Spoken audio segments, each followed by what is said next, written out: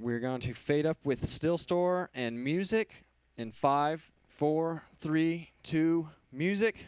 Fade up. Ready to take camera 1, mic and cue. Take camera 1, mic and cue her.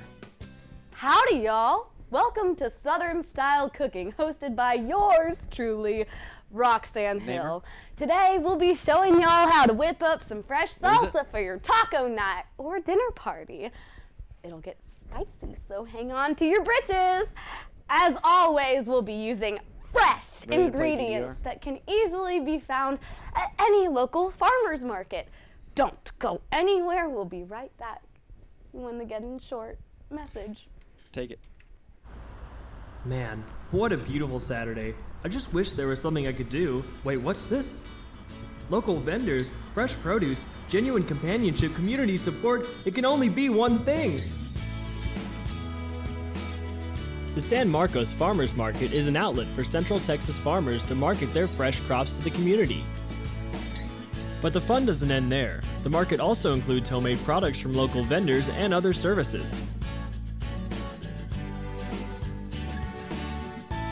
And while you're browsing, check out some live performances from local musicians.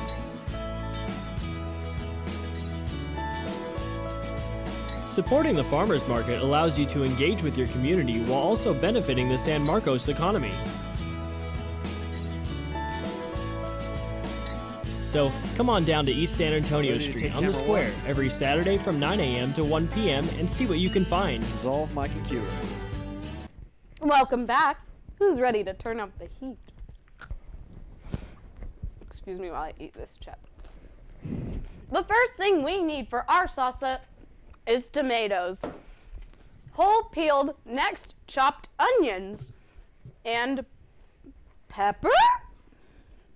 These can vary. Today we are using a quarter white onion and jalapenos. If you have the time, you can boil the peppers before to soften them and activate that spice. Lastly, we're gonna use lime. Camera 2, take. And then salt, and then pepper, and garlic powder. Seasoning. Let's get started on that onion, boys and ladies. Chop, chop, chop. Oh.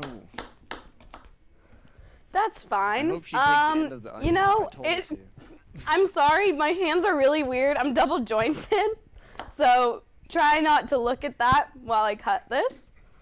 Okay, take Also, something very important about cutting onions, some of you might know, it is actually a wide-known fact.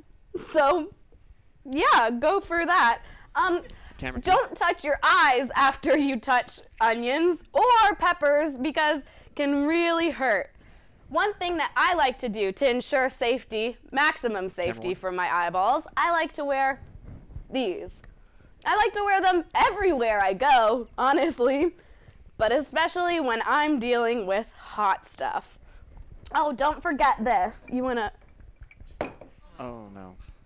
I'm not making a mess. No, she doesn't need to do that. Okay, and then I think about time to start. Okay, I can chop this a little bit more.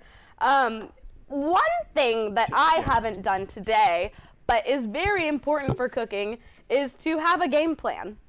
I know it might sound silly, but you want to make sure you know what order of operations you're using. Personally, I'm terrible at math, so I never know those things. So you want to gut this so you don't get it where you don't want it. So keep chopping, keep dicing, keep splicing. And then this tomato is going to go in there, as well as this onion. Oh, it's going to be real oniony tonight, boys. And then gut this again. Ah! Take one. I'm okay. Take 2. Just a flesh wound. Okay, now you're gonna want to chop like this to make sure that you don't cut your fingies off. My fingies are gonna be safe tonight. Just like this salsa. Ooh, look at those seeds. Ah!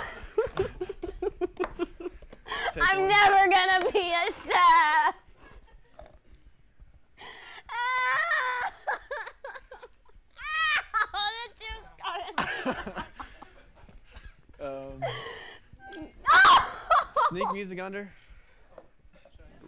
Sneak music under. Wrap it up. Steel store. Big steel store. It's fine. It's fine. Thanks store. for joining us. Fade to black. Music full. Fade to black. Okay.